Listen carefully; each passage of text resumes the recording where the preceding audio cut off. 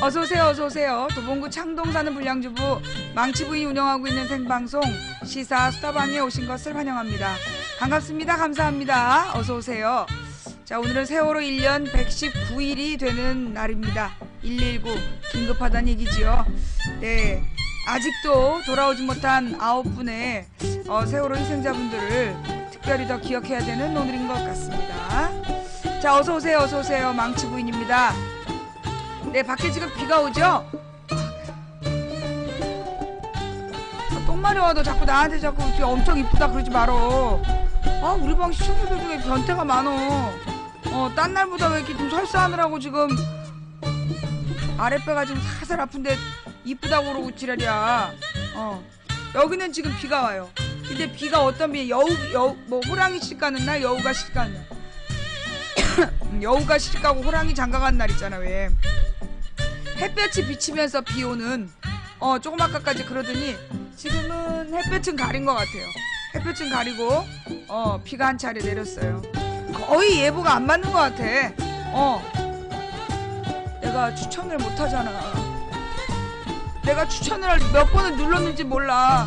본인에게는 추천할 수 없습니다라는 메시지가 또. 그래서 내가 내린 녹색설사의 저주가 나에게 고스란히 너무 괴로워. 후원해주신 모든 분들께 감사드립니다. 자, 별별 랭킹 추천 억수로 받는 방송 1위에 등극. 그래요, 제가 이 여러분들의 추천을 짜내기 위해서 나는 녹색설사 얼마든지 할 수 있어.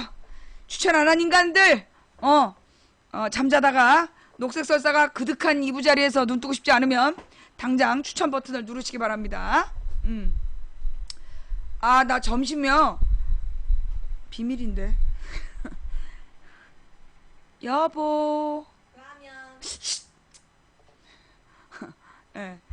어저께 저녁을 많이 먹었기 때문에 오늘 세 끼를 다 굶겠다고 내가 철저하게 맹세를 해서 보냈거든. 그래갖고 라면 끓여 먹었어. 근데 라면이 사실 하나 끓이면 너무 양이 작아. 그래서 퉁퉁 불려 먹었어.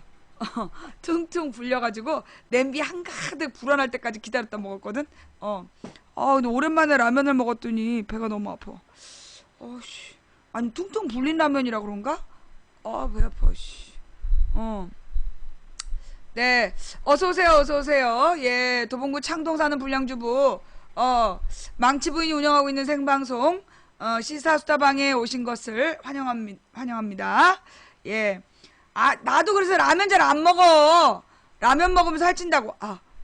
라면 먹고 부을까봐 우유를 먹었는데 우유가 상한 건가? 배 아파. 어쨌거나 지금 배가 너무 아파. 2개. 아니, 근데 사실 요즘 라면 너무 조그매진 거 아니에요?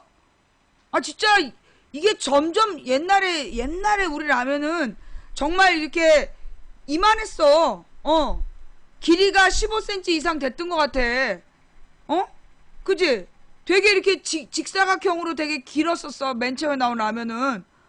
근데 지금은 언젠가 이렇게 주변이 이렇게 부서지기 시작하더니만 둥그스름해지더니 지금 요만해. 와, 이게 진짜 옛날 라면 진짜 이만했거든? 진짜 거짓말 안 하고 내 옛날 라면은 진짜 이만했어. 지금 요만해. 이 라면 양이 너무 많이 줄은 것 같아요. 예. 옛날에 진짜 한 봉지만 라면 끓여도 1인분이 됐는데 지금은 사실 하나 끓여갖고 1인분이 아니야. 이제 너무 문제가 많아. 근데 우리 딸은 하나 끓여갖고 남더라고. 내 손이 더 커진 거라고. 아니라니까 그러네. 내 손은 이거 초등학교 5학년 때 사이즈 그대로야. 예.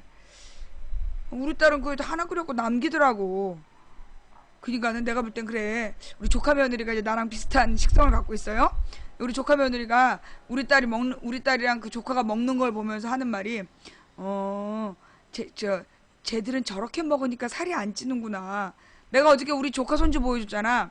예, 우리 조카 손주 미쉐린이야. 팔이 4번에서 5번이 접혀. 뽀글뽀글. 근데 그 우리 조카 손주의 팔다리가 너무 두꺼워가지고 우리 이제 고등학교 2학년짜리 여자 조카 걔보다 두꺼워. 팔도 두껍고 다리도 두껍고. 근데 이제 우리 딸내미하고 그 저기 조카 딸은 둘 다 말랐어요. 너무 근데 우리 딸보다 조카 딸이 더 말랐어. 거의 뭐 걸어다니는 그 저기 해골 표본이야. 그게 이제 걔네들은 진짜 먹는 게 없어. 얘네들은 과자 하나를 먹으면 밥을 못 먹어. 내가 어이가 없어가지고 내가 진짜 과자는 에피타이저지. 예, 과자 에피타이저를 먹어야 그나마 1인분 정도의 저기 만족하는 거지. 과자 안 먹어봐 2인분 3인분 막 먹지. 근데 얘네들은 딱 과자 하나 먹으면 쿠키 하나를 먹이면 밥을 못 먹어. 아, 나 진짜 그렇게 하고도 살아남는 게 신기해. 예. 근데 우리 저기 우리 조카 손주는 지금 7개월인데 딱 7개월 됐어. 근데 7개월하고 이제 며칠 됐는데 한 7개월 5일? 10kg야. 근데 보니까 10kg 넘는 것 같아. 10kg가 넘는 우람한 등치를 가지고 근데 대신 이제 10kg만큼 똘똘해. 보통 이제 돌 정도 되면 10kg 하잖아요. 돌 때 하는 짓을 막 해. 붙잡고 일어나고 그리고 막 이렇게 말도 하고 엄마 아빠도 하고 막 이렇게 노래 부르면서 춤도 추고 예. 그리고 이렇게 그 생각이 빤해가지고 그 말귀도 또 다 알아들어. 말귀도 다 알아들어서 얘랑 대화가 다 돼. 이제 그 내가 그래서 어저께 그랬지. 애들은 개월수대로 똑똑한 게 아니다. 애들은 몸무게대로 똑똑한 거다. 그러니까 뭐 가령 뭐 돌에 10kg면 10kg면 돌 정도 지능을 갖는 것 같아. 근데 왜 애들 중에 왜 삐쩍 마른 애기들 있잖아. 마른 애기들이 이렇게 좀 늦어. 물론 이제 뚱뚱하고 늦은 애기들도 있긴 있는데 제 아들은 11개월인데 9.6kg요. 우리 며느리가 워낙 잘 먹어. 우리 조카 며느리가 워낙 잘 먹어가지고 먹는 게 그냥 그대로 그냥 그 저기 모유로 가나봐. 애가 모유만 먹고도 그렇게 튼실해가지고 모든 사람이 첫 번째 인사가 그거야. 아유 튼실하다. 아유 튼실하다. 그러면서 이제 막 그 저기 요즘에 이유식을 시작을 했어. 이유식을 시작했는데 왜 모든 아이들은 브로콜리를 싫어하지? 그러니까 이제 브로콜리가 그렇게 영양분이 많다며.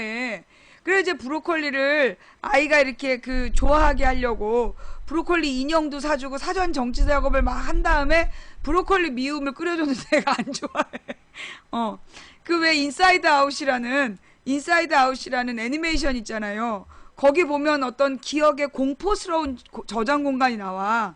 굉장히 이렇게 기억하고 싶지 않은 두려움의 공간. 거기 보면 브로콜리가 나와.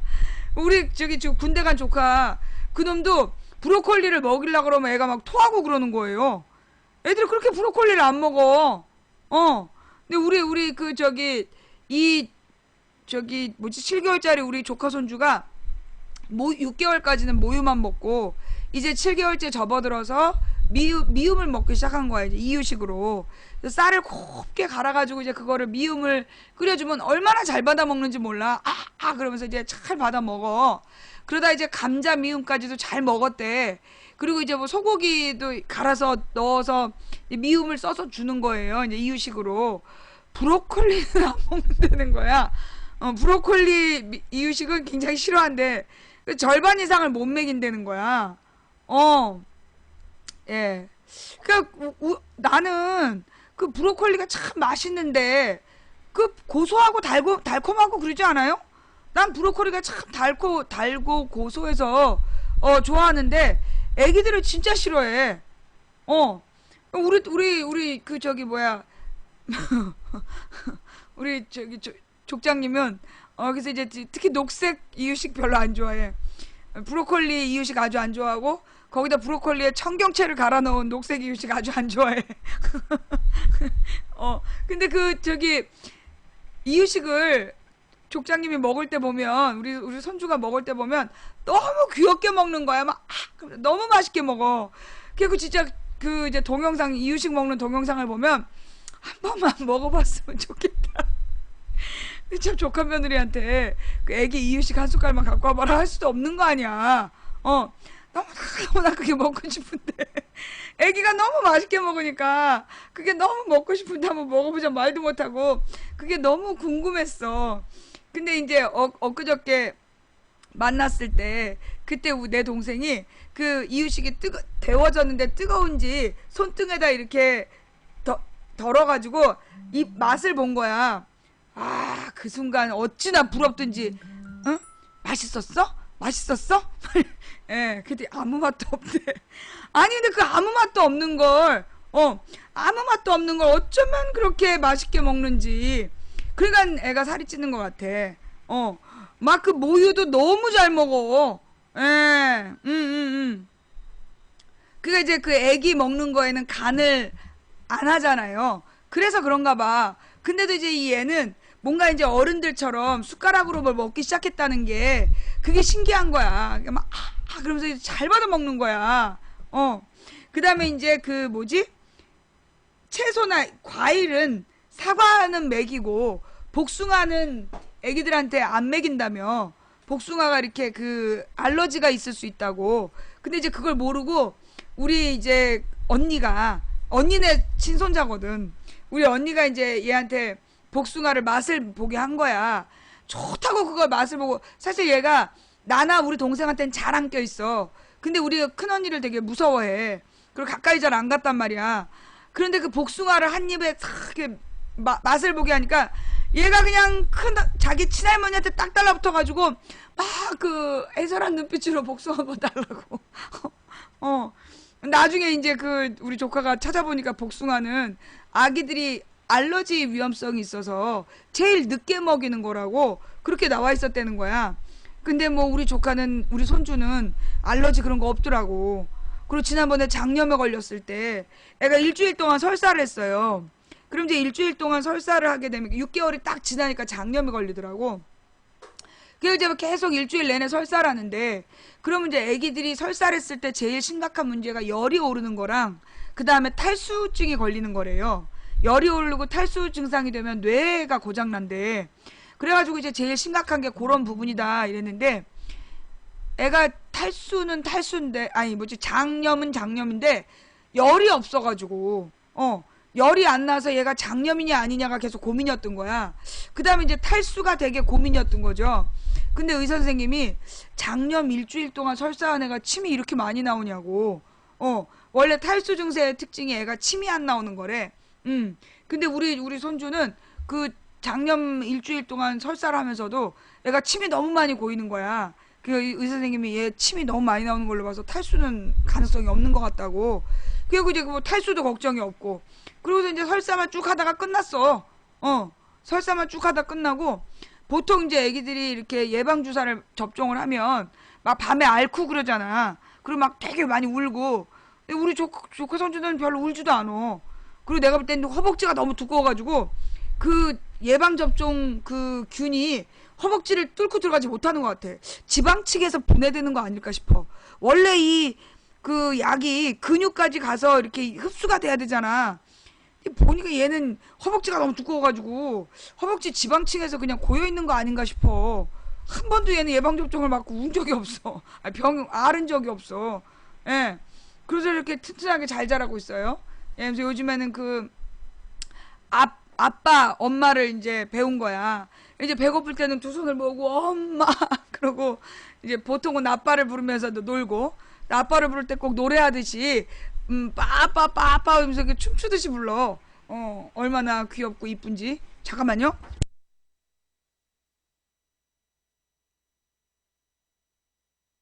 잠깐만, 노래 한 곡 듣고 계세요? 예.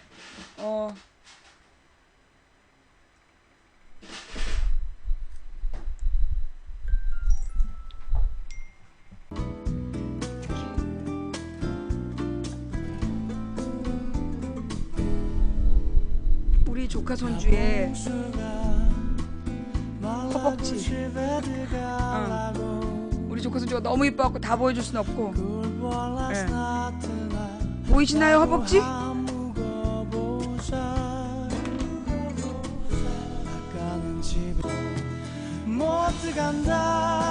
이런 엄마 아빠의 저기 커피를 뺏어갖고 지가 한 입 마셨어. 어떡하면 좋아. 지금 울고 난리 났대요. 예.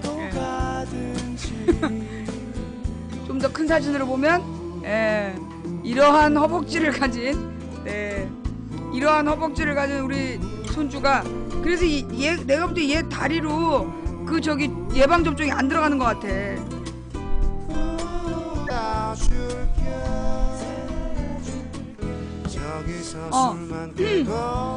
아, 우리 애기 때문에 미치겠어. 난 하여튼 요즘에 우리 조카 손주가 보내주는 그러니까 우리 조카 손주와 관계된 영상과 사진을 보면서 힐링하고 있어. 안 그러면 이게 뉴스만 계속 보다 보면 미칠 것 같더라고. 예. 요즘에 사실은 이제 그 뉴스나 이제 이 시사 현장이 너무나 끔찍하잖아. 너무나 끔찍하기 때문에 사실 이 웬만한 정신력으로는 보고 견딜 수가 없어요. 예, 보고 견딜 수가 없는 거야. 그래서 이게 계속 뉴스만 보면 그 막 가슴이 두근두근 거리면서 이 막 뇌혈관이 막히는 듯한 느낌이 와. 혈관이 두꺼워지고. 그래서 나는 이제 뭘 하냐면 삼시세끼 정선 삼시세끼를 봐. 그러면서 이제 요리를 연구하지. 걔네들이 해먹는 걸 보면서 아유 쟤네들도 요리 못한다 막 이러면서 쟤네도 못하는데 뭐 나랑 뭐 별 차이 없네 막 이러면서 보는 거야. 그래서 나도 요리를 해먹어야지 막 이러면서 이제 삼시세끼를 보거나 아니면 우리 조카 손주의 영상을 빠빠빠 영상을 보면서 힐링을 하고 이렇게 방송을 해야지. 안 그러면은 막 뉴스 얘기를 하다가 꼭지가 돌아버려. 예. 그리고 내가 거기서 그런 얘기가 나오더라고. 우유에다가 파는 요구르트를 넣고 그냥 상온에 한 12시간 넣으면 그게 다 요구르트가 된다며? 가을호사를 왜 찾아 여기서? 너 진짜 내가 고소한다? 아니야 너는 다음에 내 눈에 띄고 가만히 안 놔둬. 여기서 진짜 왜 또 가을호사를 자꾸 사랑을 찾아서 사랑으로 헤매고 있잖아. 내가 아직 요리를 하겠다는 게 아니라 상상 속으로 하고 있다는 거지.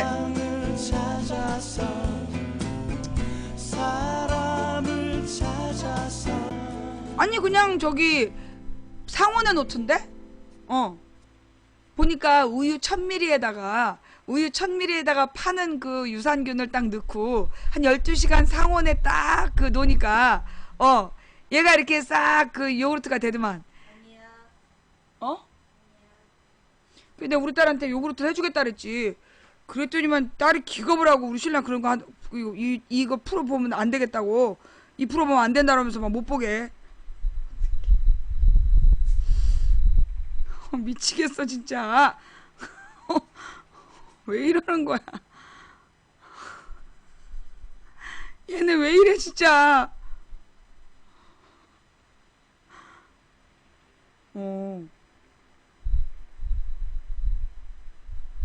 저런. 오늘 막 바람 소리가 들어오네.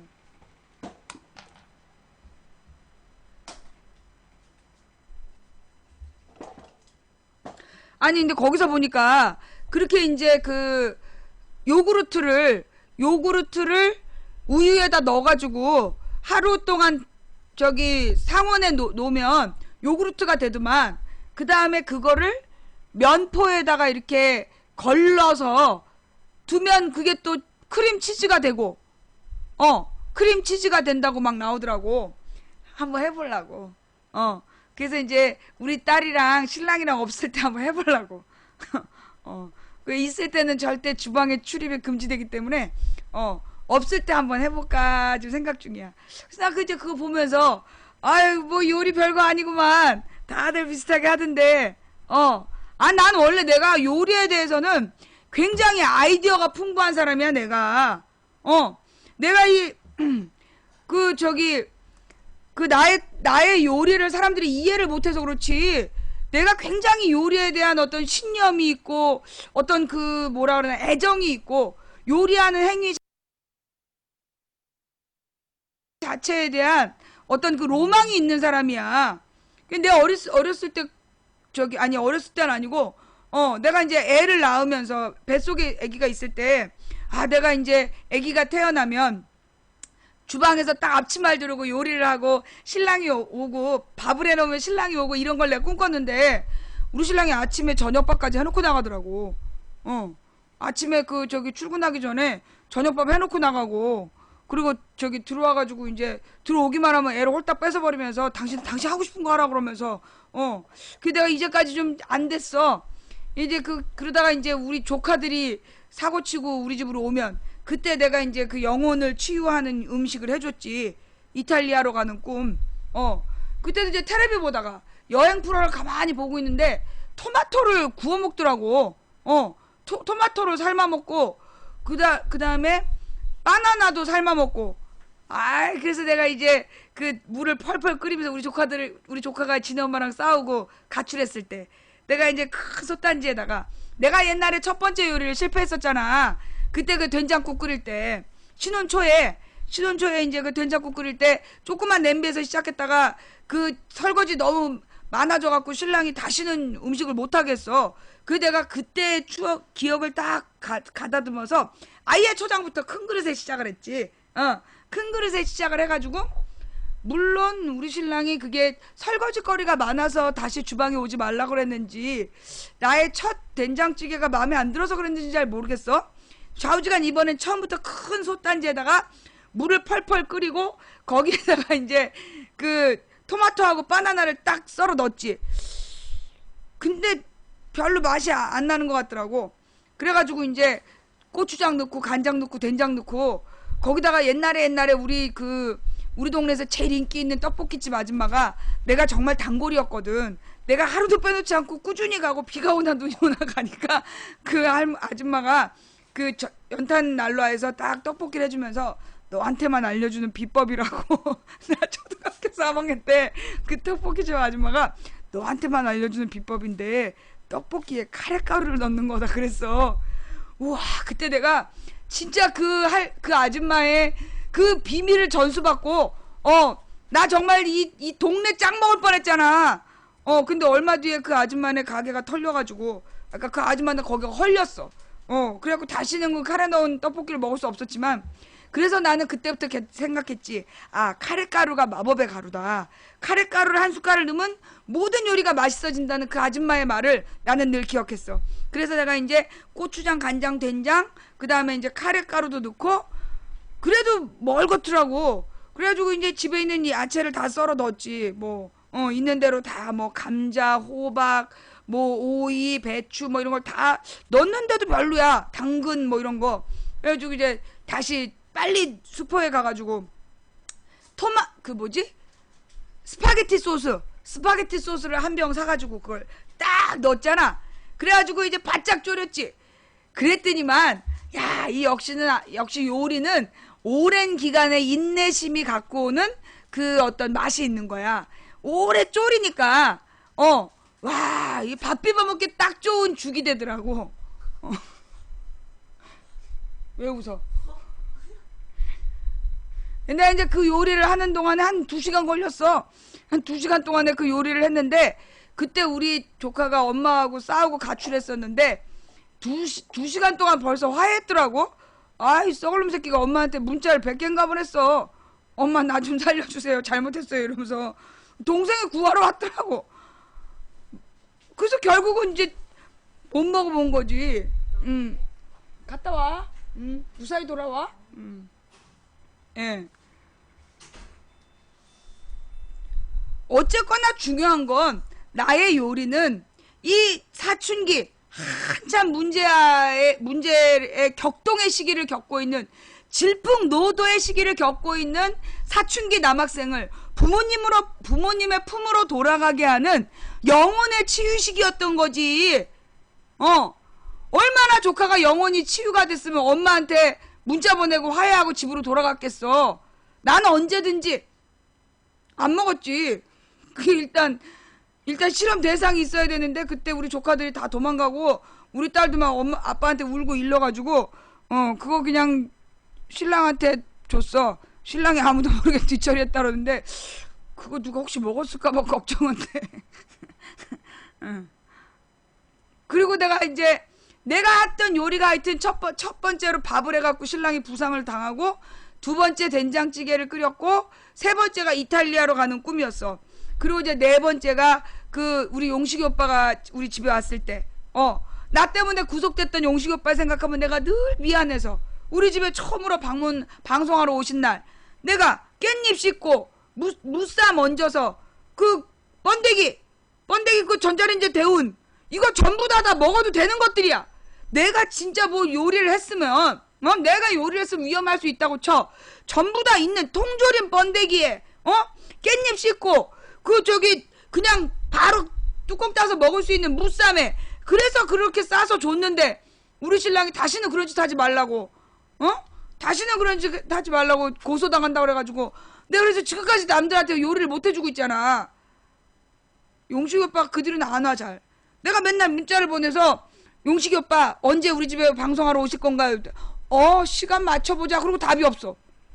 몇 달 지나서 또 용식이 오빠 언제 우리 집에 방송하러 오실래요? 곧 이래놓고 또 답이 없어. 이 번데기 무쌈에 대한 기억 때문일까? 그동안 쌓인 정이 있어서 고소는 안 한 대신 방송을 회피하는 좀 그런 것 같아. 지난번에 성근이 오빠 올 때, 문성근 선수 우리 집에 올 때 자기가 음료수하고 빵하고 사갖고 왔더라고. 내가 뭐 줄까봐. 이거 진짜 그러니까 그런 것 같아. 내가 뭐 만들어줄까봐 벌써 이미 뭔가 아는 눈치였어. 내가 제가 뭐 그래도 음료수라도 타드릴까. 됐다고 굉장히 강하게 부인하면서 갖고 온 음료수 따서 드시는데 뭔가 용식 오빠한테 들은 게 있는 것 같아. 좌우지간. 어쨌거나 우리 아니 왜 홈플님은 자꾸만 어저께부터 뻑큐를 날리시는 거예요. 어저께부터 계속 뻑큐를 날리셔. 예. 뭐라고? 그분들끼리 공유하실 듯. 오타예요? 예. 아니야, 그래서 이제는 앞으로는 손님 오면 음식은 안 해줘. 우리 신랑 그러다 고소당한다 그래가지고 내가 음식은 안 해. 후원해주신 모든 분들께 감사드리고요. 자, 이 시간 추천해주신 모든 분들께 감사드립니다. 지금 이 시간 시청하고 계시는 시청자님들의 총 숫자가 2071분 되십니다. 그런데 추천은 1679. 아까 방송 시작할 때 1000개쯤 됐더만. 지금 아직 방송 추천 안 하고 본 인간들 한 500명 있어. 누구야? 당신들 이거 오늘 밤에 녹색 설사가 그득한 이부자리에서 눈 떠봐야 그때 가서 후회를 하면서 망치부인 방송에 빨리 추천할걸. 이러지 말고 배 아파 씨. 내가 추천 안 한 사람들에게 보낸 녹색 설사의 저주가 나한테 돌아오나봐. 내가 이렇게 꼭 녹색 설사의 저주를 부어야 인간들이 정신 차리고 이제서 추천 누르고 있는 이런 안일한 자세로 언제 우리가 대한민국의 완전한 독립을 이루겠어?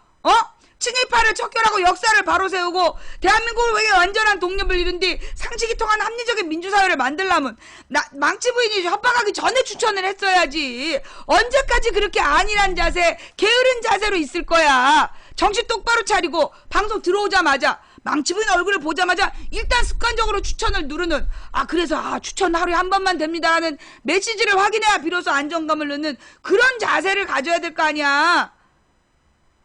했어? 알았어. 추천해주신 1839분께 1840분께 감사드리고 후원해주신 모든 분들께 감사드리고 그 다음에 팬가입하신 분들께 진심으로 감사드립니다. 네. 자, 그 다음 여러분 이제 망치 부인한테 스티커는 한 번에 많이 안 써도 되는 거 아시죠? 예, 한 번에 한 개씩 쪼개서 쏴주시면 대단히 감사하겠습니다. 예, 앞으로 이제 여러분들이 후원하시는 초콜릿으로는 이따가 4시에 나한테 불타는 10미닛 하라고 꼭 얘기 좀 해줘요. 여러분의 초콜릿은 불타는 10미닛으로 강제 추천을 받아내고 또 여러분들의 스티커로는 망치 부인의 방송 순위를 올릴 수 있고 여러분의 별풍선으로는 망치 부인이 훌륭한 밥도 사 먹고 뭐 통신비도 내고 그 다음에 이 딸내미 짜장면 값도 내고 그러고 있습니다. 예, 그리고 여러 가지 방송 제작에 도움이 되는 많은 후원해주신 여러분께 진심으로 감사를 드리고 그럼 왜 일일이 감사 인사를 못 드리느냐? 제가 이 후원해주시는 여러분의 물품을 너무 좋아하다 보니까 그때 너무 좋다는 티를 내면 후원 못하시는 우리 시청자분들이 마음이 너무 안 좋을 것 같아서 내가 일일이 개인적 반응은 안 하고 다만 혼자 밤마다 감사하고 있다는 거 그걸 꼭 좀 기억해 주세요. 예. 별창녀로 보여요. 그만큼 이쁘다는 거지. 고마워. 예. 여러분들의 여러와 같은 성원으로 우리 망치부연 방송은 이렇게 제작되고 힘을 얻고 있습니다. 네, 대단히 감사합니다. 네. 오늘 주제는 상남자. 누가 상남자인데? 자, 후원 감사드리고 추천 감사드립니다. 예. 저기 뭐 후원 억지로 하려고 애쓰지 마세요. 경기도 어려운데, 경기도 어려운데 그냥 이렇게 팬가입해 주신 님께 진심으로 감사드리면서, 자, 오늘의 첫 번, 이게 너무 무거워가지고 이거 방송할 엄두가 안 나요. 예, 방송할 내용이 너무나 무거워가지고 방송할 엄두가 안 나. 예. 자, 후원해주신 모든 분들께 감사드리고요. 저기 팬가입해주신 분들께 진심으로 감사드립니다. 첫 번째 이야기는 어저께 일본 대사관 앞에서 80세 노인이 분신을 시도했어요. 현재 아직까지 뭐 다른 소식은 없죠. 분신 시도했고 지금 현재 생명이 좀 위독하다는 얘기까지 나왔고 아직은 뭐 다른 소식은 없지요. 예. 그러니까 이제 아무래도 노인이라 80세 되신 분들이라 이게 피부 조직이 굉장히 안 좋죠. 그래서 이 노인분들이 이렇게 화상을 입으면 안 좋아요. 잘 회복이 안 돼. 근데 이분이 지금 이 가슴 위쪽으로 그 3도 화상을 입어가지고 지금 생명이 위독하다고 그러는데, 보통 분신을 하게 되면 폐가, 그러니까 뭐라나 이 호흡기가 탄다면서요. 예, 호흡기가 타고 그 다음에 이제 하여튼 그래서 문제라고 그러는데, 그 80세 노인이 그 수요 집회 현장에서 왜 분신을 했냐 그랬더니, 이분이 이제 그 광주 쪽에서 위안부 할머니들 문제에 같이 활동하시던 분이었대요. 그런데 이제 그분이 이번에 이제 그 박근영의 발언, 박근영의 그 정말 국가 망신 발언에 화가 나가지고 그거에 울분을 느끼셔가지고 유서까지 써놓고 그 분신을 시도하셨다는, 얼마나 기가 막히면 그런 일을 하셨을까. 근데 이제 또 들려오는 얘기가 그분이 독립군 후손이라는 얘기도 있어요. 그죠? 예. 독립군 후손이라는 이야기까지 지금 들려오고 있는데, 사실 요즘에 계속 많이 클릭한 뉴스가 그거 아니에요? 독립운동하면 3대가 고생하고 친일을 하면 후손이 떵떵거리고 산다. 그런 뉴스가 클릭이 많이 된 뉴스로 지금 읽히고 있는데, 너무나 가슴이 아픈 뉴스였던 것 같아요. 최현열 씨, 박근영 친일 망언의 경로에 분신. 박근영은 역사와 국민의 심판을 받아야 한다. 12일 주한 일본 대사관 앞에서 수요 집회 중에 분신해 현재 위중한 상태인 최현열 씨가 박근혜 대통령의 여동생 박근영 씨의 친일 망언의 경로에 분신을 결심한 것으로 확인돼 박근영 씨에 대한 비난 여론이 더욱 증폭되고 있다. 최 씨는 분신 전에 7천만 동포들에게 고함이란 제목으로 손으로 빽빽하게 쓴 성명서에서 박근영 씨의 친일 망언에 대해 박근영 여사의 발표문을 접하고 더는 참을 수 없었다며 위안부 정신대와 애국자들을 대신해서 뛰어든다고 분신 이유를 밝혔다. 그는 박근영 씨에 대해 선친과 언니를 모독하고 국민에게 막말을 해서 되겠느냐며 역사와 국민의 심판을 받아야 마땅하다고 강력 질타했다. 그는 일본군 위안부 문제 등 과거사에 대해 반성하지 않고 있는 일본 아베 정권에 대해서도 아직도 자기들의 잘못을 뉘우칠 줄 모르고 사죄 한 번 없어 세계인의 지탄을 받아 마땅하다고 질타했다. 박근영 씨는 그러나 자신의 친일 망언에 대해 아직까지 일말의 반성의 기미도 보이지 않으며 자신의 망언을 합리화하고 있다. 심지어 어제는 언니를 대신해서 자기가 할 말을 했다, 그렇게 얘기한 거 아니에요? 그죠? 예. 어저께는 심지어 이 박근영이라는 사람이 자기 언니를 대신해서 할 말을 했다. 아마도 그게 박근혜의 생각인가 봐. 박근혜도 그런 생각을 하고 있는 모양이에요. 그러니까 당당하게 언니를 대신해서 할 말을 했다, 이런 얘기를 하겠죠. 예. 근데 사실 이게 이 집안의 문제잖아요. 이게 뭐 박근영 혼자만의 문제가 아니라 무엇보다 이게 박정희 때부터 비롯된 문제잖아. 박정희 때부터 비롯된 문제이고, 이 박정희가 이 뭐예요? 대구에서 소학교 선생을 하다가 일본에 이제 그 당시에 그 일본 군인이 되고 싶었어. 큰 칼 차고 이제 그 당시에 그 일본 군인이 막 권력을 행사할 때였기 때문에, 그래서 일본 군대에 들어가고 싶었는데 나이가 많아서 못 들어가니까 그게 그 꿈이 처음 좌절이 되고, 그러니까 조선 안에 있는 일본 군대에 들어가려는데 못 들어가니까 일본군이 그 중국 북부에 세웠던 만주국이라는 괴뢰국에, 거기에 이제 일본군을 모집한다라는 공고를 보고 거기에 이제 지원을 하게 되는 거예요. 예. 그 이제 이 박정희가 만주국 군관학교에다가 지원을 하기 위해서 혈서를 쓴 거 아니야. 혈서를 쓰면서 그 훈도 박정희라고 자기의 이름을 쓰고, 그리고 그 개처럼 자기를 그 대일본 제국이 뽑아만 주면 개처럼 말처럼 충성하겠다. 견마지로로 충성하겠다라는 그런 혈서를 써가지고 보낸 거예요. 근데 이런 게 만약에 많았다, 유행이었다라면 신문에 안 났겠지만, 그 내용이 어떻게 밝혀졌냐 하면 하도 신기해서 그런 사람이 없다 보니까 그런 내용이 너무 신기해서 그 내용이 그 만주국 신문에 난 거야. 만주국 신문에 훈도 박정희의 혈서가 기록이 됐던 거예요. 그게 이제 어떻게 또 밝혀지게 됐냐면 2012년인가 11년에 그 이제 반민족 행위자에 대한 역사적인 기록을 내겠다. 그랬더니만 이제 이 박지만이 자기 아버지는 그러니까 민족문제연구소에서 박정희를 친일파다라고 공개하겠다 그랬더니 박지만이 막 화가 난 거야. 막 화가 나가지고 출판 금지 가처분 신청을 내렸어. 그러면서 자기네 아버지는 친일한 적이 없다 이랬는데, 그래갖고 어쩔 수 없이 민족문제연구소에서 그 사료를 깐 거 아니야. 그게 그래서 까진 자료예요. 원래는 우리가 알 자료가 아니었는데, 그게 이제 박지만이 지네 아버지는 친일파가 아니라고 막 우기니까 어쩔 수 없이 깐 자료에 그 내용이 들어간 거야. 네. 하여튼 그랬던 거죠. 그랬던 이 박정희의 과거가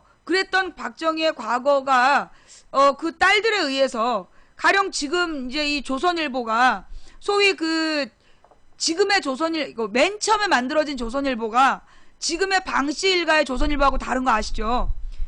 나도 이제 얼마 전에 알게 됐는데, 이 원래 조선일보가 처음에 만들어졌을 때는 정말 그 민족주의적인 관점으로 만들어진 신문이었대. 그런데 이 신문이 금방 부도가 난 거야. 부도가 나고 망하게 생겼는데, 그때 이 지금의 조선일보 사장 가문에서 이게 무슨 광산인가를 일본으로부터 광산 채굴권을 받아가지고 그 떼돈을 벌은 방씨 일가에서 조선일보를 산 거라며. 그래서 결국 일제에 그 비호를 받는 친일 사업가의 자본이 지금의 조선일보의 뿌리가 된 거죠. 그래서 이 조선일보가 이 지금 우리 땅에 정말 심각한 문제를 일으키고 있잖아. 근데 박근혜가 언론인한테 유일하게 존경한다고 표현을 했어. 그게 누구야? 조선일보 사장. 존경하는 조선일보 사장이라고 그랬다니까. 다른 사람한테 존경한다는 얘기를 해본 적이 없는 여자가 조선일보 사장은 존경한다는 얘기를 한 거 아니에요?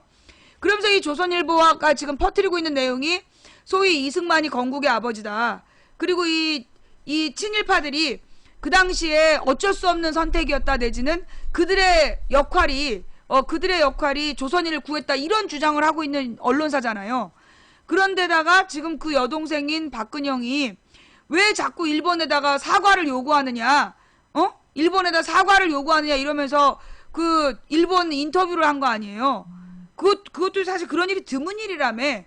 대통령의 가족을 방송하는, 그러니까 대통령의 가족을 인터뷰해서 방송하는 일은 굉장히 드문 일이라는 거야. 그런데 그 당시에 그렇게 인터뷰를 해가지고 그 인터뷰 내용에 꼴값을 한 거 아니야. 그러면서 여러분, 우리 호칭을 좀 잘 정리합시다. 호칭. 예. 우리나라는 아주 오래전부터 일본 왕을 일왕을 천왕이라고 불러왔어. 그게 언제부터 그랬느냐? 소위 옛날에 우리 학교 다닐 때도 일본 왕을 천왕이라고 불렀어요. 예, 내가 중고등학교 다닐 때도 일본 왕을 천왕이라고 가르쳤어, 학교에서. 나는 당연히 그냥 일본의 왕은 영국 여왕, 일본 천왕 이렇게 부르나 보다 했어, 우리 어렸을 때는. 근데 이 천왕이라는 표현이 뭐냐 하면 그 왕들 중에 가장 왕 중에 왕이란 뜻이야. 왕 중에 왕이란 뜻이고, 일본의 왕을 천왕이라고 부르는 의미는 우리는 식민지 백성으로서 우리나라의 왕보다 높은 일본의 천왕에게 충성을 맹세한다는 뜻으로 천왕이라는 명칭을 불렀다는 거야. 근데 그 천왕이라는 명칭을 요즘에 마치 김대중 대통령이 공식화한 것처럼, 김대중 대통령 때부터 쓴 것처럼 그렇게 개뻥을 치고 있어. 그런 막 언론을 또 뿌리고 있더라고요. 옛날부터 우리나라에서는 일본 왕을 그 천왕이라고 불렀어. 그러다가 노무현 대통령이 일본 국왕이라는 표현을 썼잖아. 노무현 대통령 때부터 일본 국왕이라는 표현을 쓰기 시작한 거야. 근데 사실은 일본 국왕도 뭐 좀 웃기는 표현이고, 뭐 일본 국왕이 공식 명칭이죠. 근데 이제 줄여서 일왕이라고 해주는 건데, 그 저기 누구야, 일본의 웬 미친 학자가 저기 간곡히 청원한다고 왜 일본 왕이라고 부르지 말고 일왕이라고 부르는 건 아주 모욕적인 표현이래. 그러니까 저기 천왕이라고 불러달라는 거야. 일왕으로 불러주는 게 모욕이면 우리가 부를 명칭은 단 하나야. 뭔데? 외왕. 외구의 왕, 외왕이라고 불러줘야 돼. 일왕이 모욕이니까 천왕이라고 불러달라는 미친 할아버지한테 우리가 돌려줄 수 있는 답은 외왕이야, 외왕. 이 외구할 때 외자는 오에예요. 오에. 오 더하기 에자를 붙여서 그 외왕, 외구의 왕. 예. 앞으로는 그냥 외왕이라고 불러야 되겠어. 아니면 외구 족장이라고 부르든지. 어디서 천왕이라는 표현을 부르라고 개지랄을 떨어. 그리고 우리나라 언론 중에서도요, 여전히 천왕 그래. 우리나라에 지금 KBS나 MBC에서도 여전히 천왕 그런다고. 그 천왕이란 표현 자체가 식민지 백성을 인정하는 표현이야. 그래서 그건 쓰면 안 되는 표현이라고. 어디서, 예. 그 노컷뉴스 영상이 아까 올라왔던데, 예, 노컷뉴스 영상 그 뭐죠? 그게 혹시 뭐 2분짜리 옛날에 자막으로 처리된 거 아니에요? 노컷뉴스 자막은 너무 빨라. 그 영상 뉴스가 뭔지 잘 모르겠는데, 그 짧게 한 영상이면, 자막이 들어간 영상이면 내가 이거 말로 해도 안 돼. 김진영 PD의 작품은 이 자막이 스토리가 있는데, 노컷 영상은 이렇게 그 자막이랑 화면을 같이 봐야지만 내용이 통하는 내용이라서, 한번 우리 팟캐스트로 시청하시는 분들은, 예, 소리만 들으시잖아요. 이 노컷에서 만드는 영상은 저기 옛날에 그걸 뭐라 그러더라? 돌발 영상처럼 자막을 꼭 같이 봐야 되는 내용이더라고. 요건 어떤지 모르겠다. 아, 이건 아니네.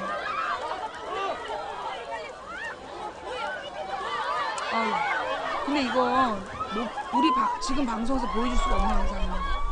예, 분신하는 장면 영상이라, 예, 분신하는 장면 영상이라서, 예, 예.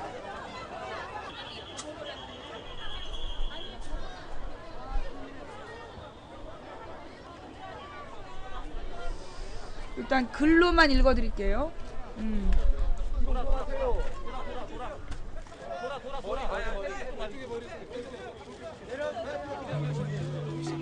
괜찮아요. 네, 괜찮아요.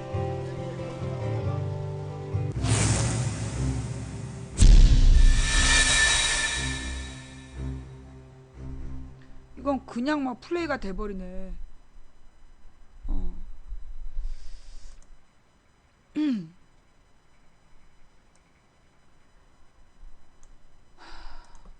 한국정신대 문제의 대책협의회 수요 집회 중 분신을 시도한 최 모 씨는 항일 독립운동에 참여한 고 최병수 씨의 아들인 것으로 전해졌다.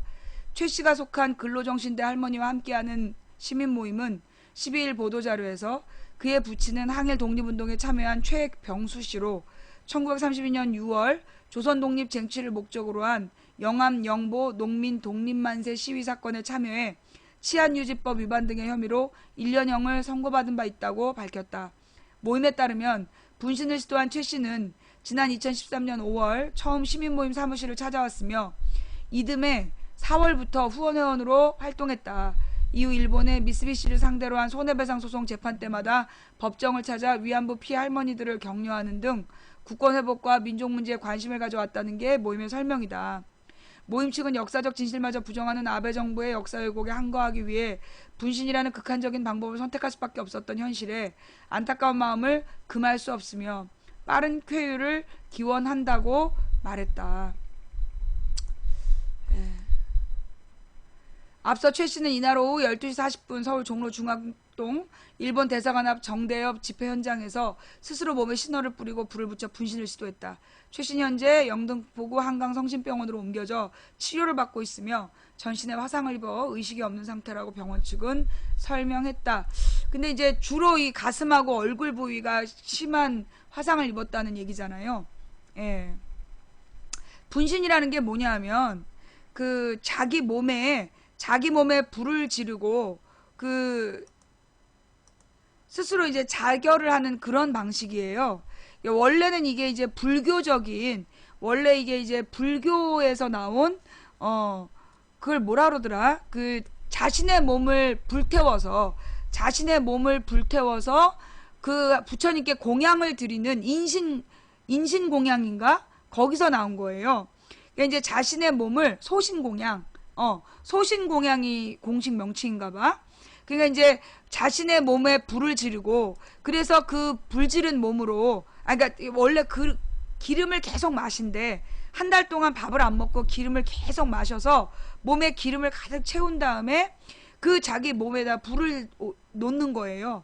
그래서 이제 이 몸에다 불을 놔서 그 불탄 모습을 불탄 자신의 몸을 그 부처님께 공양을 드리면서 그만큼 이 세상의 모든 욕심과 번뇌를 불태운다는 그런 수행의 한 방법에서 나온 건데 그게 이제 주로 분신이 언제 많이 이루어졌냐 하면 그 옛날에 박정희 전두환 시절에 그 전두환 노태우 시절까지 그때 이제 이 군부 독재 정부가 이 그 집권을 하면서 사실 많은 죄 없는 민주화 인사들을 잡아다가 고문을 해서 간첩을 만들어서 죽이고 이러던 시절이었어요. 그 당시에 어떤 제일 처음에 나타났던 건 1970년에 첫 번째 분신은 그걸로 알아요. 아유 씨.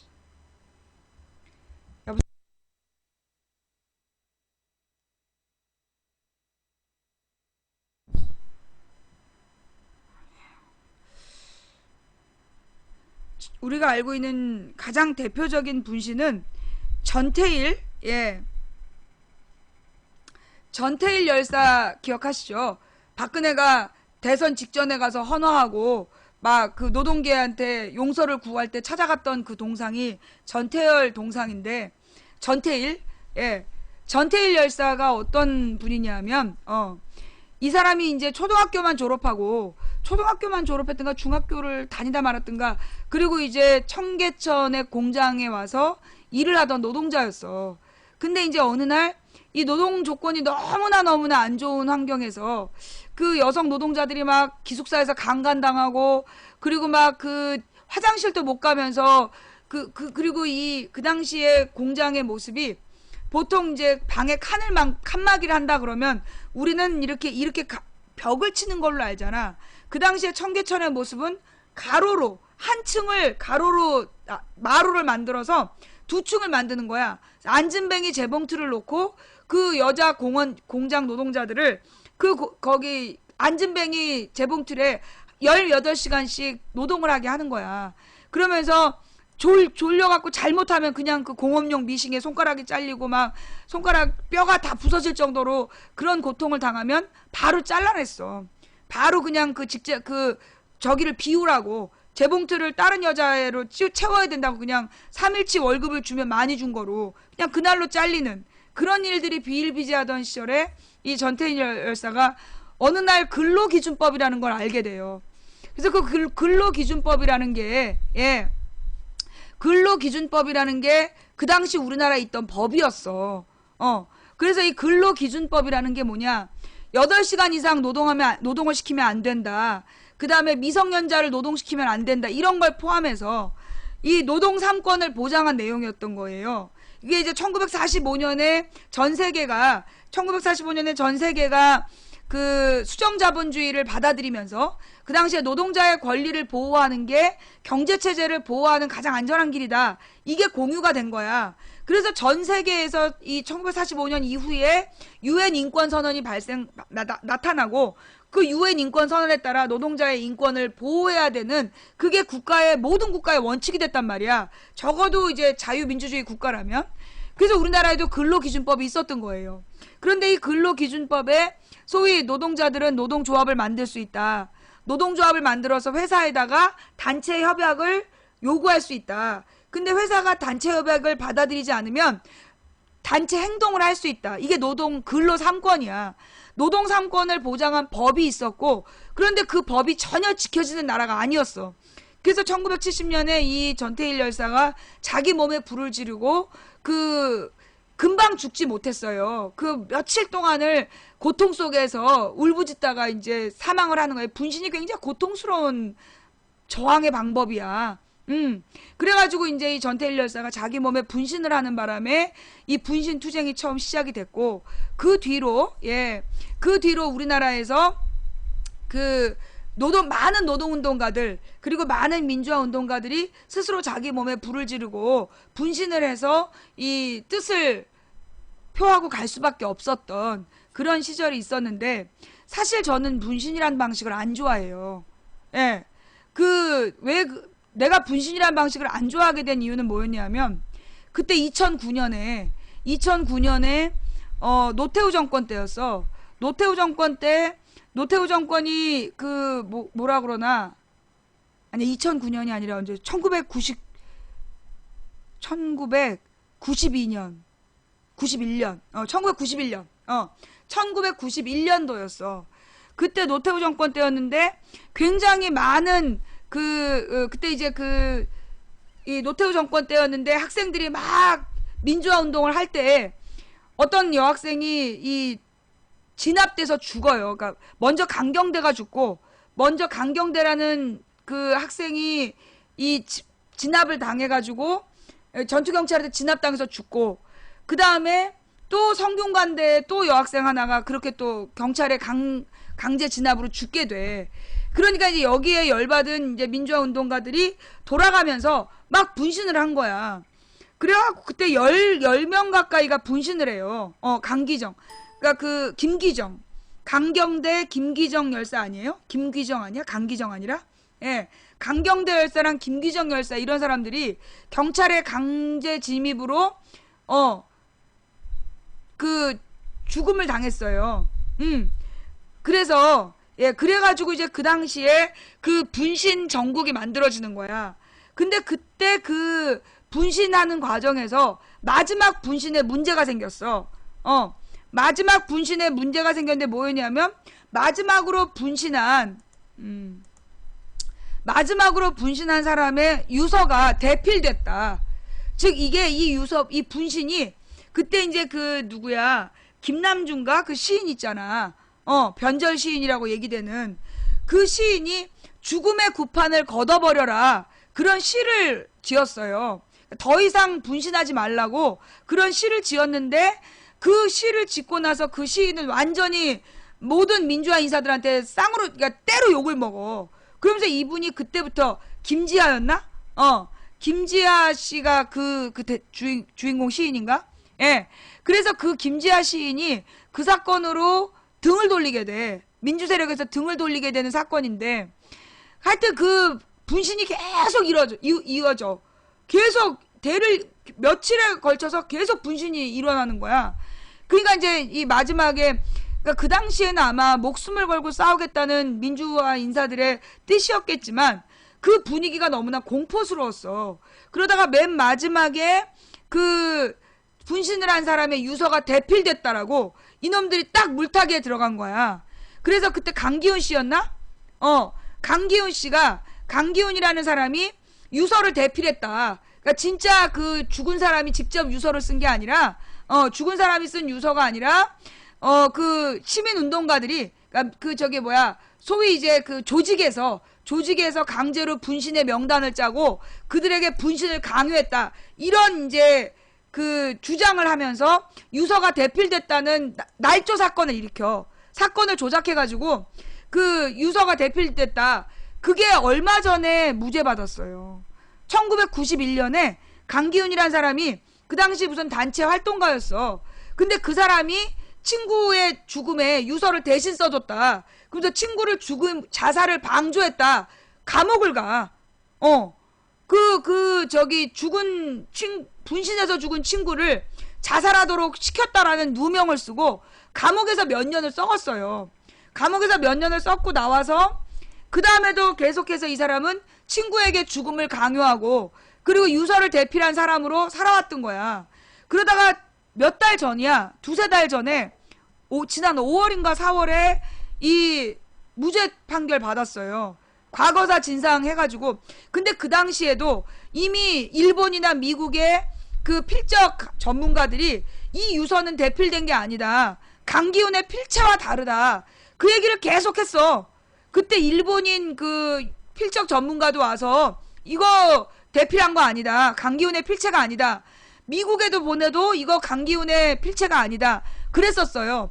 그럼에도 불구하고 유서 대필하고 끝까지 우긴 거 아니야. 그게 김기춘 작품이야? 그건 내가 모르겠어. 김기춘이 작품이었는지 모르겠는데 맞아, 그런 얘기 들은 것 같다. 김기춘이 그러니까 하여튼 그 당시 공안 검사들이 하는 짓거리가 그랬어. 지금 박근혜를 둘러싸고 있는 그 당시 검사 출신들이 하는 짓거리가 그런 짓거리였던 거예요.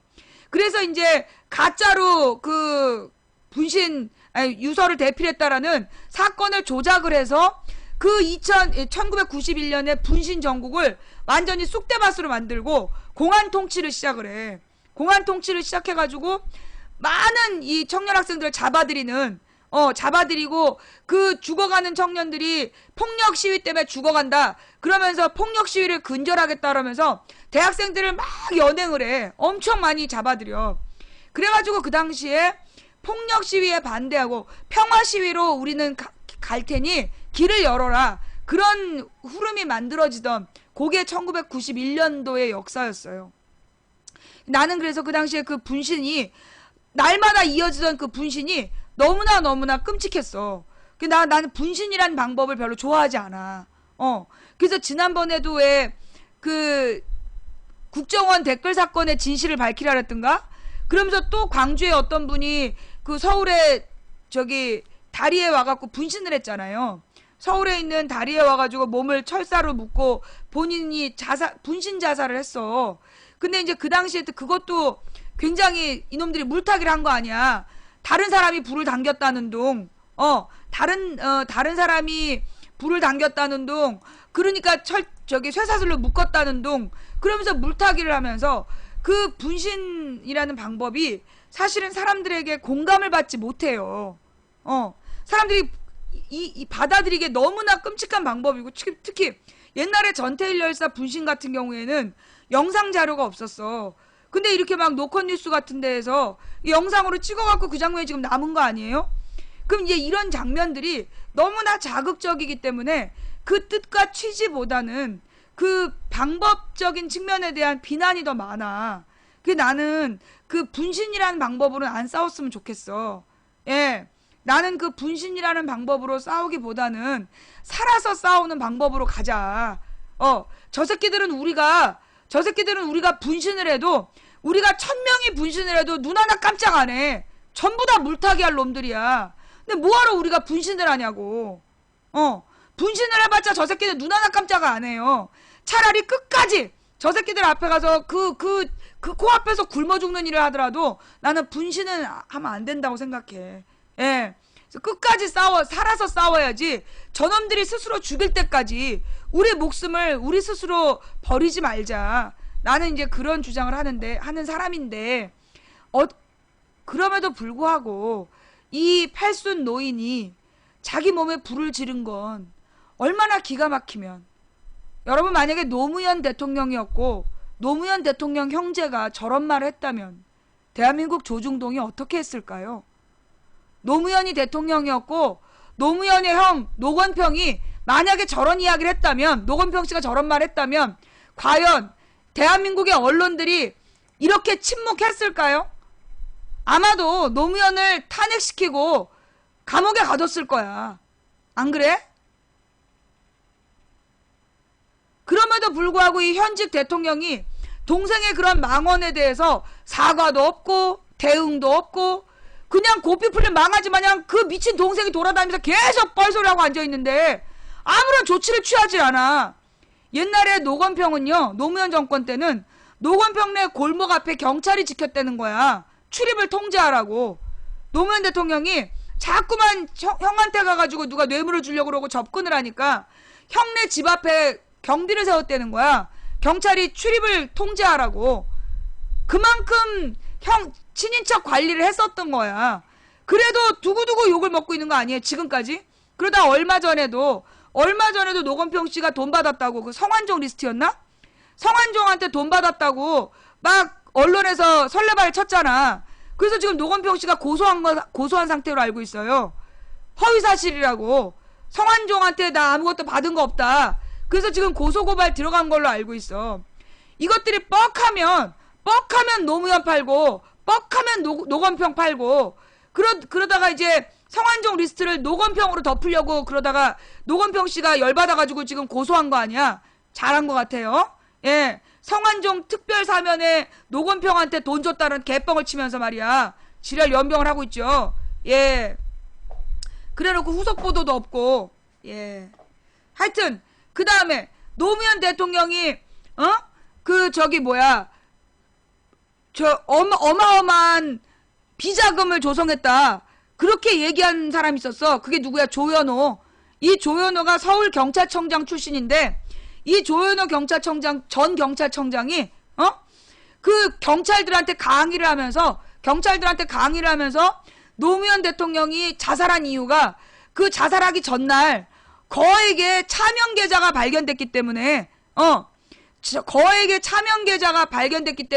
그래서 자살한 거다. 그따위로 강연을 한 거야. 그래서 그걸 또 CD로 구워갖고 돌렸어. 그랬다가 걸린 거야. 그래갖고 그게 걸려가지고 조현호가 했던 말에 대해서 온 국민이 딱 한 가지를 요구한 거 아니야. 그래? 증거 보자. 계좌 깔아. 아니 경찰청장이 그렇게 얘기했다면 증거가 있을 거 아니야. 증거 보자. 증거를 내놓으라고 계속 몰아쳤더니 허위사실이었어. 그래서 그걸로 감옥을 갔다 왔어요. 그걸로 징역을 살았어. 사자에 대한 명예훼손으로 실형 선고받고 그 징역 갔다 온 사람이야. 그런데 며칠 전에 또 조현호 씨가 뉴스에 나왔어?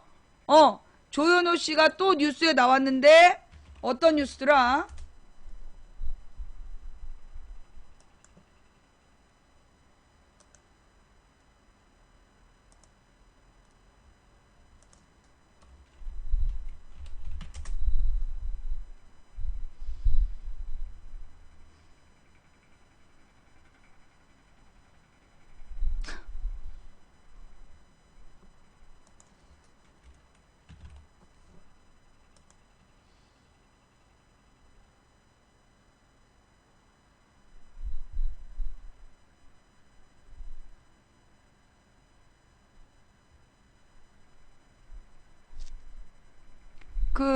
여기 있네.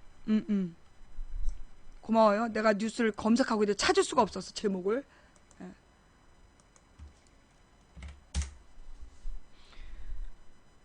뉴스에 나왔는데 어떤 뉴스로 나왔느냐 하면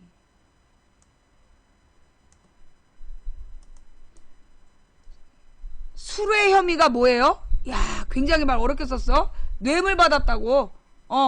뇌물 받은 혐의로 기소가 됐대요. 예. 그 노무현 전 대통령의 명예를 훼손한 혐의로 징역을 살았던 조현호 전 경찰청장이 이번에는 건설업자로부터 뇌물을 받은 혐의로 기소됐다. 부산지검 특수부는 11일 부산의 한 건설업체 실제 소유주인 정아무개 씨로부터 경찰관의 승진 청탁과 함께 두 차례에 걸쳐 돈을 받은 혐의로 조 전 청장을 불구속 기소했다. 검찰의 설명을 들어보면 조 전 청장은 2010년 8월 서울경찰청장 집무실을 방문한 정 씨로부터 서류 가방에 담긴 3천만 원을 건네받고 경찰청장 재직 중인 2011년 7월에는 휴가차 들른 부산 해운대 한 호텔 식당에서 종이봉투에 든 2천만 원을 받았다. 검찰은 전달된 돈의 출처와 두 사람이 만난 예약 기록 등 물증을 충분히 확보했다고 밝혔다. 정 씨가 조 전 청장에게 특정 인물을 거론하면서 승진 청탁을 한 것이 아니기 때문에 검찰이 불구속 기소한 것으로 알려졌다. 앞서 경찰은 정 씨로부터 조 전 청장한테 5천만 원을 건넸지만 경찰 간부 승진 청탁을 대가로 건넨 것은 아니다라고 진술을 확보했다. 이후 지난 5월 조 전 청장한테 부산경찰청장 간부의 승진을 부탁하며 돈을 건넨 혐의로 정 씨의 구속영장을 청구했다. 법원은 정 씨가 직무 관련성을 부인하고 있어 방어권 보장의 필요성이 있는 등 구속 사유와 필요성을 인정하기 어렵다며 정 씨의 구속영장을 두 차례 기각했다. 검찰은 지난 3, 4일 조 전 청장을 피의자 신분으로 소환 조사했다. 정 씨를 만난 적은 있지만 어떤 명목으로도 단 한 푼의 돈도 받지 않았다라며 혐의를 부인하고 있다. 조 전 청장은 2010년 경찰 강연에서 노 전 대통령의 명예를 훼손한 혐의로 징역 8월을 선고받고 지난해 5월 만기 출소했다. 부패 척결을 그렇게 외치셨던 분이, 부패 척결을 그렇게 외치셨던 분이 이렇게 뇌물 받았다라는 이름으로 신문에 나고 뉴스에 나고 참 대단한 분들이야. 자, 이 와중에 망치부인 방송이 시간 가는 줄 모르고 계속 보는 방송 1위에 등극했습니다. 그 이름은 이제 추천 억수로 받는 방송 1위에 이관왕이지. 빠바바바바바 시간을 잊고 시청해주신 시청자 여러분께 진심으로 감사드립니다. 하여튼 그래서 내용으로 넘어가면 사실 이제 이 문제는 뭐예요? 현직 대통령의 가족이 지금 이 국제관계에서 굉장히 민감한 부분에 대해서 함부로 입을 놀리고 다니는데 대통령은 아무런 조치도 취하고 있지 않다는 거야. 거기에다가 사실 이게 대통령의 여동생만의 발언이 아니라 사실 지금 김무성이라는 이 새누리당 당 대표가 무슨 역사 세미나 모임을 했어. 역사 세미나 모임을 하면서 2013년인가 13년이었나? 그 새누리당 국회의원 100명을 불러다가 세미나를 했는데 그 세미나에 와서 강연한 교수가 누구냐? 소위 우리나라가 일본의 지배를 받아서 근대화됐다, 발전했다.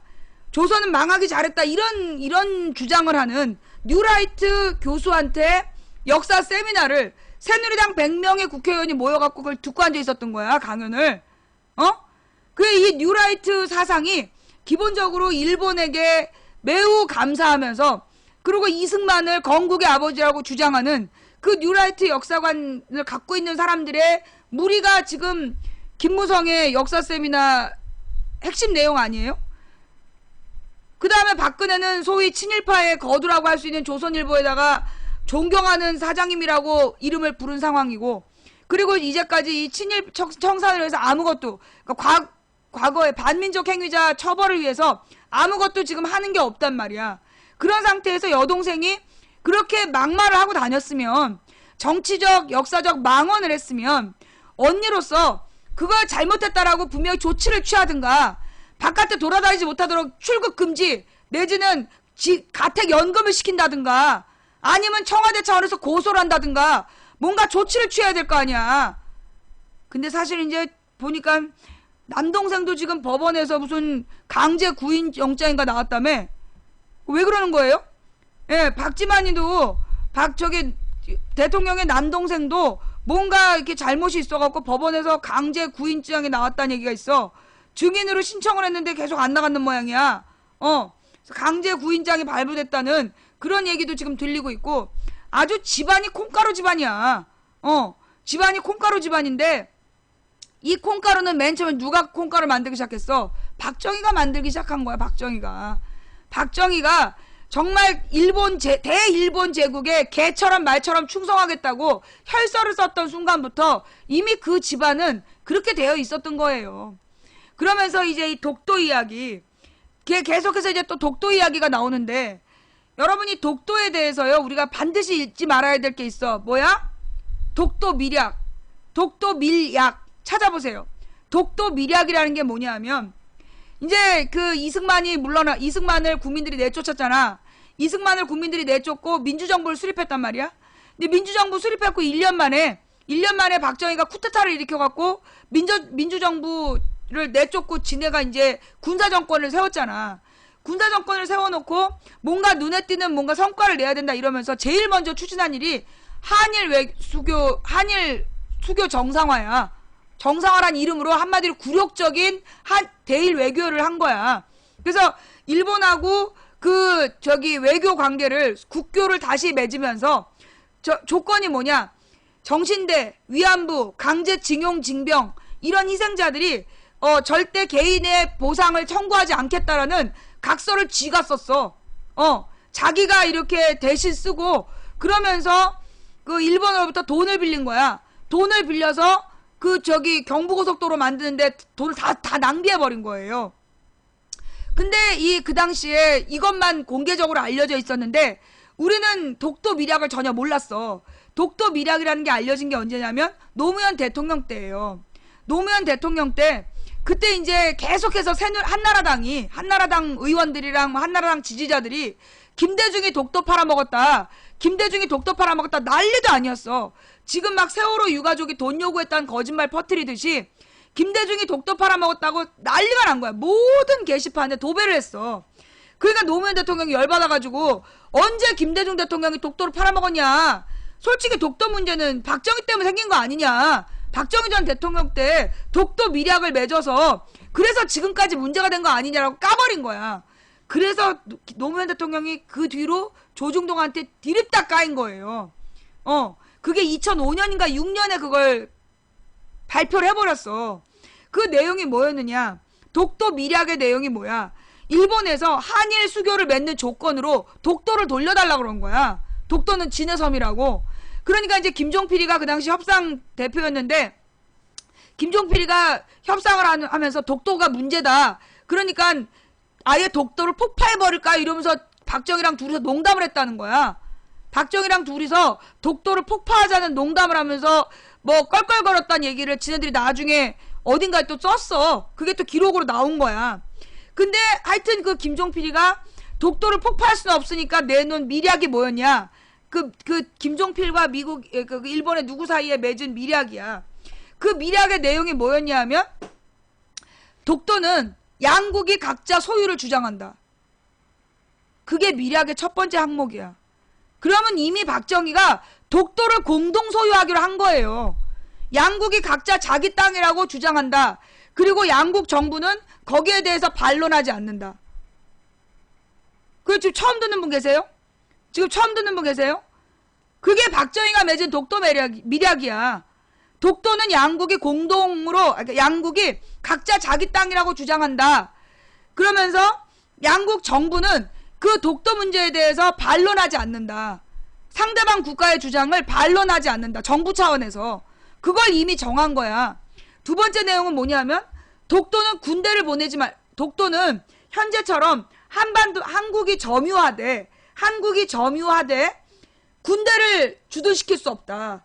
반드시 경찰만 주둔해야 된다. 그래서 지금도 우리나라 독도에는 군인이 없어요. 경찰이 가 있어. 그리고 건물을 새로 짓거나 할 때는 반드시 일본의 동의를 얻어야 된다. 이게 일본의 주장, 일본하고 맺은 독도 밀약의 내용이야. 세 번째, 이게 가장 심각한 거예요. 세 번째가 뭐였냐면, 그게 65년도였고 전 세계가 배타적 경제 수역에 대해서 정하던 때였어. 논의를 막 하던 때였어. 배타적 경제 수역은 뭐냐 하면, 영해하고는 달리 어느 한 국가에 소속된 바다야. 그래서 경제적으로 배타적 독점권 행사할 수 있는 바다. 한마디로 우리나라의 배타적 경제 수역은 우리나라 어선에게 우선권이 있어. 그래서 다른 나라 어선이 와서 작업을 하려면 반드시 우리 정부의 허가를 받아야 어로 작업을 할 수 있는 곳, 또는 통과할 때도 어로 작업을 할 때는 반드시 우리 정부의 허락을 받아야 되고 통과는 자유롭게 할 수 있지만 경제 활동을 할 수 없는 곳이야. 그게 배타적 경제 수역인데 EEZ라는 건데 그 배타적 경제 수역을 독도 인근에 상정할 때는 반드시 공동 수역으로 한다. 망치 부인 좆도 모르면서 깝친다고? 그래, 미안해. 내가 막 너가 모르는 내용을 얘기하니까 막 화나지? 진짜 미안해. 이게 우리 방송이 아무나 듣는 방송이 아니야. 아우, 들어올 때 이거 지능 검사를 할 수도 없고, 이거 진짜. 야, 요거 진짜 독도미락 기사 찾아보면 다 나오는 내용이야. 그래서 가장 중요한 세 번째 항목이 뭐였냐면, 독도에다가 배타적 경제 수역을 설정할 때 공동 수역을 한다고 박정희가 약속을 해놨어. 이미. 뭐요? 독도는, 그래서 이게 제대로 나왔나? 요즘에 한겨레 기사들도 좀 수상해갖고. 이, 좆도 모른다고 떠드니까 이 독도 미략이라는 걸 또 보여줘야 될 거 아니야?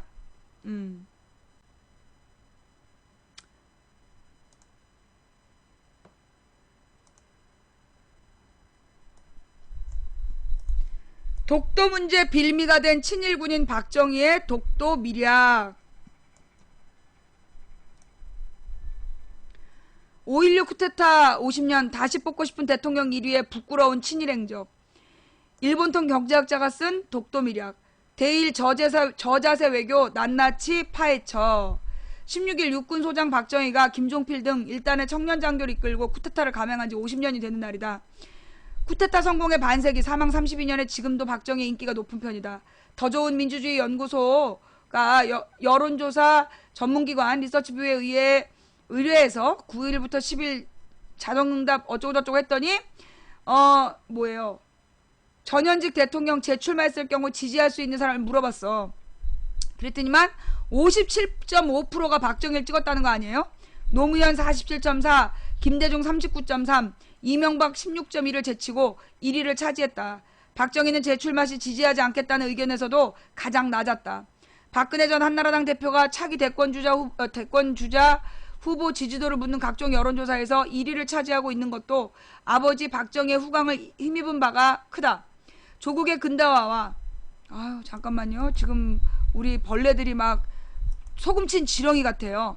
예, 그러니까 일단 진정시키고 방송할게요.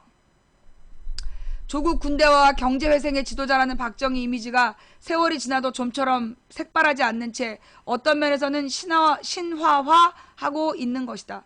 박정희 정권이 1965년 6월 22일 한일 기본조약을 체결해 일본 정부로부터 자금 3억 달러의 무상자금과 2억 달러의 장기 저리 정부 차관 및 3억 달러 이상의 상업 차관을 조국 근대화의 종잣돈으로 마련했다는 것은 널리 알려진 사실이다. 자, 여러분.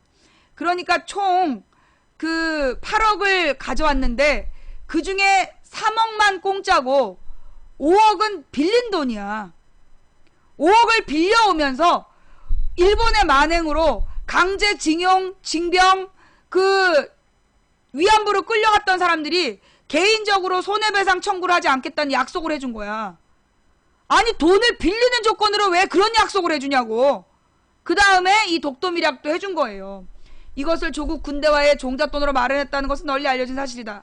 그러나 이승만 정권 때부터 14년 만에 타결된 한일 국교 정상화 회담 타결은 일본 쪽에서 많은 것을 양보한 대가였다. 16일 발간된 책 독도미략은 일본 쪽에다가 많은 것을 양보한 대가였다. 독도미략은 박정희의 한일회담을 둘러싼 저자세 외교, 친일행적, 일본의 독도 영유권 주장, 빌미 제공 행위 등 박정희의 신화 이면에 숨은 또 다른 실체를 낱낱이 폭로해 눈길을 끈다. 일본 정치경제학자인 노 다니엘이 지은 이 책에 따르면 쿠데타에 성공한 지 5개월이 채 지나지 않은 61년 11월 12일 박정희는 이케다 하야토 당시 총리와 공식 회담에서 이렇게 말했다. 혁명을 완수한 인간으로서 느끼는 것은 한일 양국이 운명 공동체라는 것입니다. 요거 우리 할머니 할아버지들은 꼭 보셔야 돼요. 우리의 혁명 정부는 이 기회를 잃지 않도록 한일회담이 조기에 타결되길 바라고 있습니다. 일본의 한일 문제에 대한 마음으로 성의를 보인다면 우리는 이승만의 자유당 정권처럼 많은 청구권 자금을 요구할 생각은 없습니다. 경우에 따라서는 정치적 배상 등을 요구하지 않겠습니다. 이렇게 주장을 한 거야. 일본의 지원 자금을 필요로 했던 박정희는 자신의 마음을 그대로 드러내 보인 것이다. 노다니엘은 이 같은 박정희의 말은 이케다에게는 생각지도 못한 뉴스였음에 틀림없었다. 이렇게 양국의 회담은 간결했지만 이후 국교를 정상화하겠다는 약속의 기본 정신이 되었다고 평가했다. 정상회담에 뒤이어 일본 정계 거물이 한자리에 모인 아카사카의 요정 가와사키 오참 회동에서 박정희는 자신의 마음을 더욱 노골적으로 드러냈다. 박정희는 다다미 위에 양손을 짚고 예의 바르게 일본식 인사를 하며 이렇게 말했다. 잘 부탁드립니다. 저에게 젊다는 것 이외에 별다른 재산이 없습니다. 미숙한 소생을 잘 지도해 주십시오. 이 씨발. 지은이 노다니엘은 유창한 일본어 인사는 일국의 지도자가 아니라 후배의 그것이었다고 지적했다. 박정희는 정상회담에서 일본 지도자들을 안심시키기 위해 자신의 친일 경력을 동원하기까지 했다. 한국 쪽 정상회담 만찬 자리에 박정희의 만주 신경군관 학교 교장을 역임한 나구모 신이치로가 일하는 예비역 중장을 참석시켜 은사와 제자의 아름다운 재회의 모습을 연출시켜 정에 약한 일본 정치가들의 마음을 울려 경계심을 풀게 했다는 게 노다니엘의 주장이다. 니구모가 교장 시절인 44년 박정희는 3등의 우수한 성적으로 졸업해 일본 육군사관학교에 유학하게 된다. 나구모는 이렇게 인사말했다고 한다. 제자 중에 일국의 최고 지도자가 나온 것에 대해 나는 눈물이 날 정도로 영광으로 생각합니다. 나는 박 장군을 잘 기억하지 못했지만 박 장군은 번번이 고려 인상을 보내주셔서 덕분에 이렇게 건강하게 지냅니다.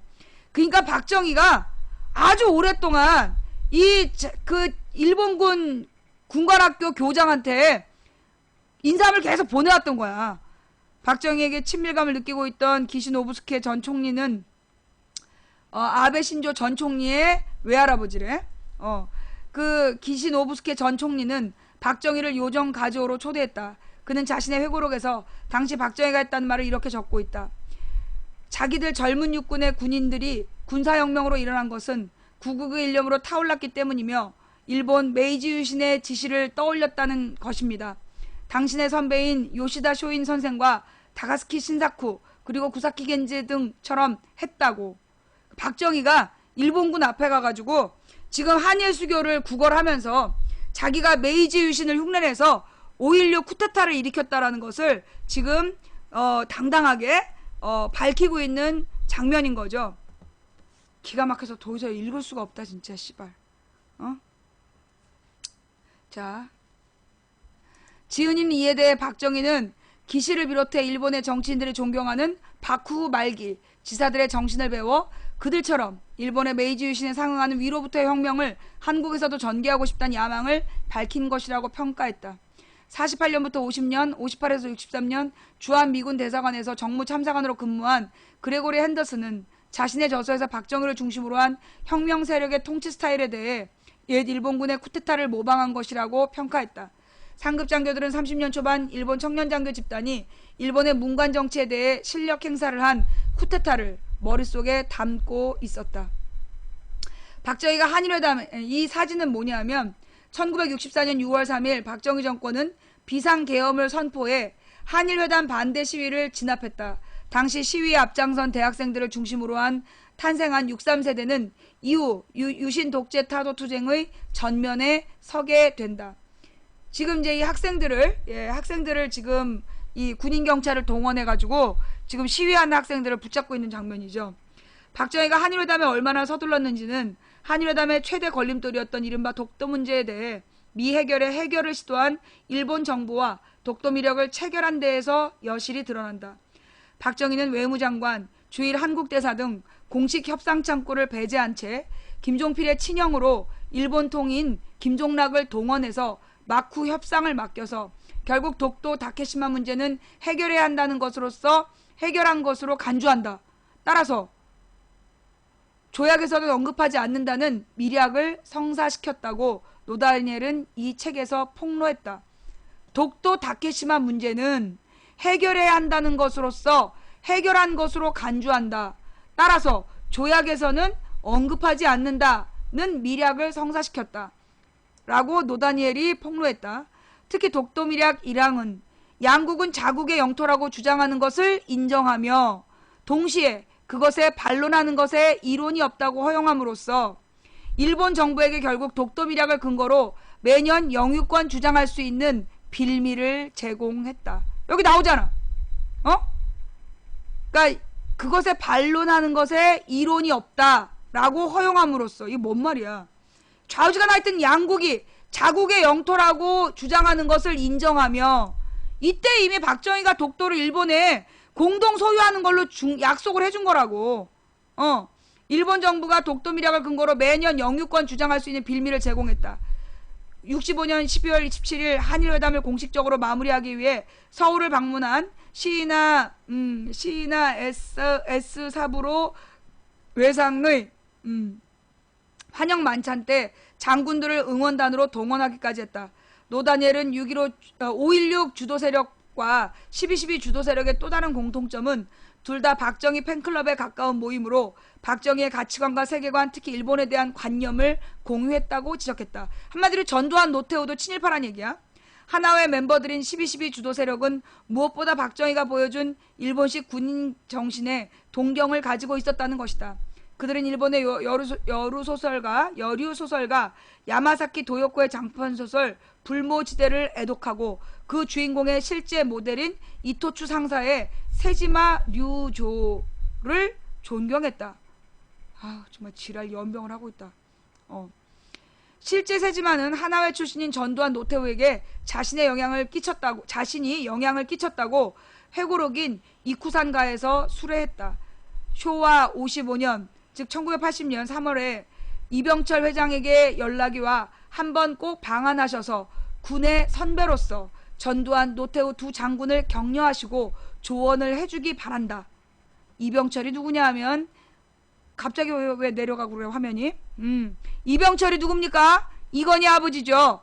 예, 1980년 3월 삼성가의 이건희 아버지 이병철 회장에게 연락이 와서 한 번 꼭 방한해서 군의 선배로서 전두환, 노태우 두 장군을 격려하고 조언을 해주기 바란다 라는 연락이 왔다는 거 아니에요? 경제관계의 문제도 있으니 도쿄그룹 회장 고토 노보루 씨도 동행하셨으면 좋겠다라고 요청해 왔다. 고토 씨도 이 요청을 받아들여 그해 6월 둘이서 방한했다. 우리의 안내역은 권익현 당시 삼성물산 상무가 맡았단다. 육사 11기 나중에 민정당 대표. 그의 안내로 전 장군, 노 장군을 만났다라고 이렇게 세지마라는 일본군이 썼다라고 되어 있네요. 노 다니엘은 군인 친일주의는 본능에 가까운 것이라고 지적했다. 박정희 정권에 이어 전두환, 노태우 두 군사 정권이 존속한 1993년까지 소위 군인 친일주의는 지속됐다. 그 자신을 포함해 한국의 직업군인들은 기본적으로 친일주의의 세계관을 가지고 있었다. 예전에 만주 군관학교나 일제의 육군사관학교를 졸업한 선배들을 자랑스럽게 여기는 그들에게 일본과 사이좋게 지낸다는 것은 본능에 가까운 관념이었다. 독도미략의 정신이 박정희 시대를 넘어 전두환과 노태우까지 이어졌던 것도 이런 배경이 있다고 노 다니엘은 강조했다. 이 자료 난 이 기사 오늘 처음 봤어. 나는 이 기사 지금 오늘 처음 봤는데 말이 다 안 나온다. 2011년 5월 15일 기사였네. 2011년 5월이었으면 그때 이제 한참 뭘 하고 있었지? 저 2011년 5월이었으면